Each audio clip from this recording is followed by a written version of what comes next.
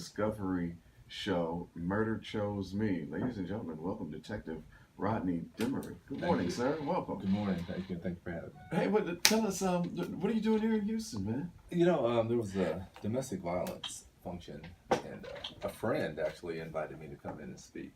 Nice. It's pretty interesting, pretty exciting. Yeah, October, as we all know, October is Breast Cancer Awareness Month, but October is also Domestic Violence Awareness Month. And Detective Demery, you have a very interesting story that dates back to your childhood. So, for those who may not be familiar with the show, Murder Chose Me, can you just give us a brief synopsis of your life and how you got into law My enforcement? mother was murdered, and it was a domestic violence type situation.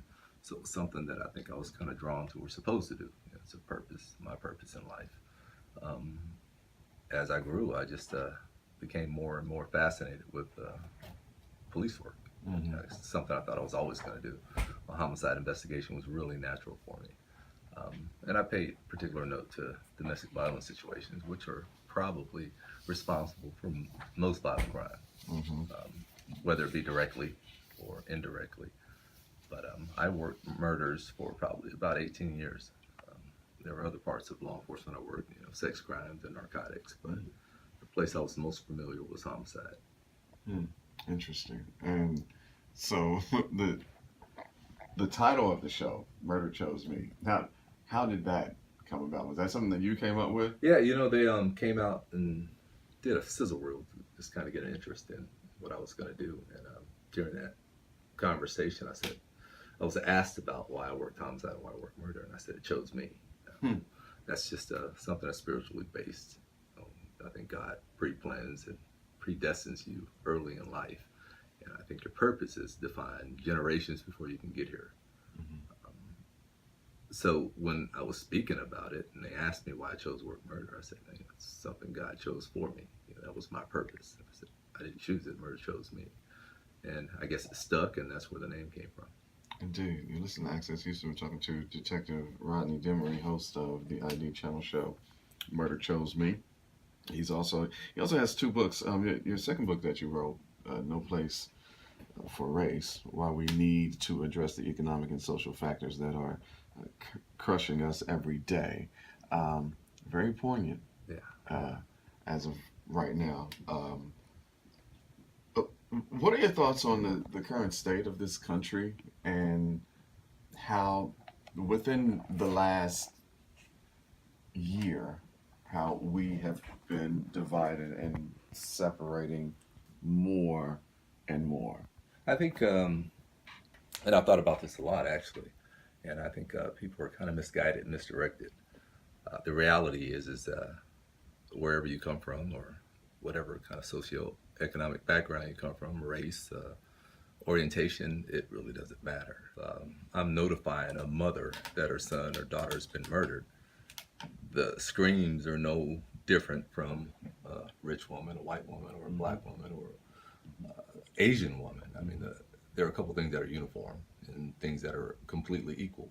Pain being one, despair, mortality. Mm-hmm. I think when people lose direction, and when I say people, I'm speaking of leadership, whether it be political leadership or law enforcement leadership, they divert that energy and passion and get people off the mark. The reality is that we're responsible for the safety and security of people. All kinds of passions, and people are not going to be able to focus on what's important. And what's important is people taking care of people. Yeah. Our leadership has failed miserably in the last 30 or 40 years, and it's just a reality. Um, Unfortunately, the people are the people who suffer for it. Yeah, indeed. The injustices of black people in this country as well. You being an officer yourself, I'm sure that it, if you were not on TV or no one knew that you had that badge, in some places, I'm sure you would be treated the way that black folks are. And you all have it really tough because you have a fine line uh, to walk, and even when it comes to sharing your opinion when unarmed black men get murdered, or this new form of lynching by the police officers. how do you navigate through that conversation? And do you have any personal experiences yourself, Yeah, as the one that I just hypothetically mentioned? yeah, and what's interesting about that is even with the badge. I mean, I've been a black man for over 50 years, so I've been experiencing everything that black men experience.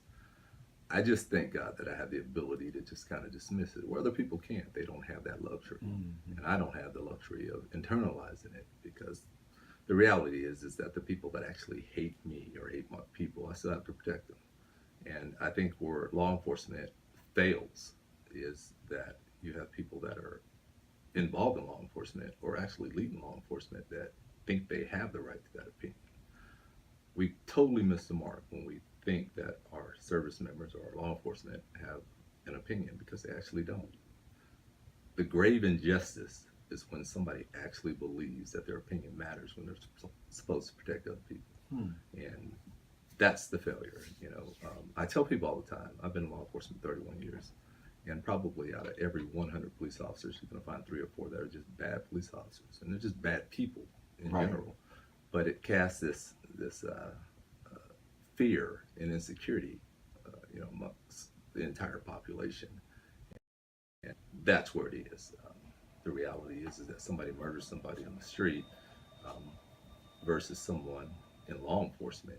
Mm-hmm. It seems to have a bigger impact than someone who's supposed to protect you. And I just thank God that I never had the ability to internalize that.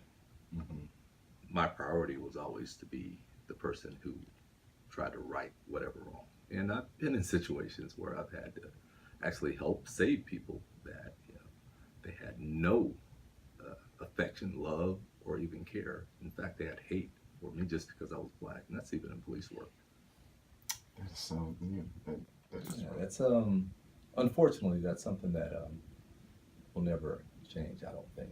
Never. Well, Um, no, no. Of I course, think it'll never change. I mean, that's a birth defect of this country. right. I do a political roundtable in the second segment of the show, and I've said a lot of times, when your foundation is genocide, murder, rape, thievery, just coming and just taking over someone's land. I mean, when that's your foundation, I don't think there's a lot of hope for change when that is your foundation. I mean, that's just a birth defect that, we're going to have to live through. With everything that's going on now, like, honestly, Detective Demery, I've internalized it all, and I have accepted the way that things are, the way that people think when it comes to race, and they want to keep making it about the flag and the national anthem. When these NFL players are talking about the injustices of unarmed black men getting shot, like, I've accepted that people don't want to hear that, or they don't want to understand that because they don't want to understand that. Well, I've accepted everything that this man that is in office, he's going to keep on saying and doing and burn this country down, and the rest of Congress, they're just going to allow it to happen. Like, I have accepted everything. I'm just going to live through it, and we'll see how it turns out. well, I don't think you should. And let me tell you why. Back when I was younger, much younger, I followed our history. And I was more on the radical side. I was more of a UEP Newton, Malcolm kind of guy. You can't afford to not do it.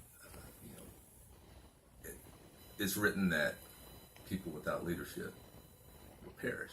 When the shepherd feels as if though there's nothing he or she can do, where are people going to go? Whatever platform it is, even in media. When we take those chances and say, what, we're not gonna allow people to manipulate us and pay us to destroy the minds of our children. Right.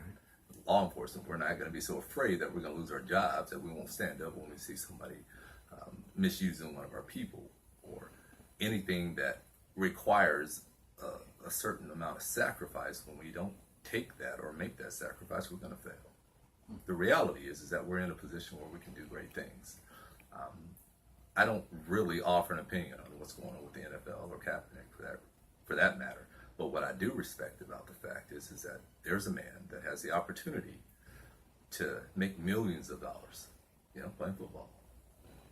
he stepped out and he took the consequences. That's admirable. Indeed.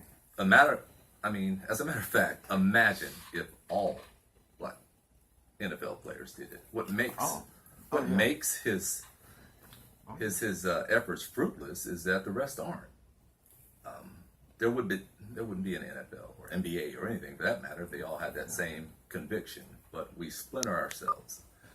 You have some speaking out against him. You have some that are supporting him but won't say anything, and it's a failed effort. So it's not necessarily the fact that we are not in a position to do it. It's we won't do it, and for whatever reason. That we're in law enforcement. You can see police officers that are doing wrong, but if you step out, well, I got to feed my kids. I gotta eat. I gotta, and that's where we fail. Sometimes you got to be. I say all the time, there are some things that you should be willing to die for, and dignity and the fact that you're responsible for other people should be the first thing that you're willing to die for, because if not, you have absolutely nothing.